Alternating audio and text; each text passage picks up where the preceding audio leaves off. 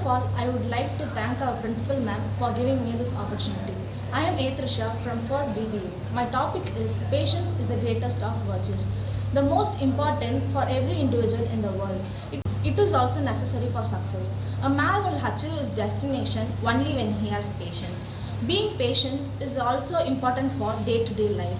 Having patience allows us a person to develop various skills. It also gives a freedom to respond in a more kind and gentle way. Patience has been regarded as one of the greatest virtues of all religions and moral traditions.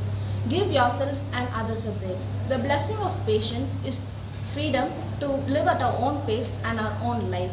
Accepting the twists and turns in our life with patience and grace is the greatest virtues of invaluable virtue. Thank you.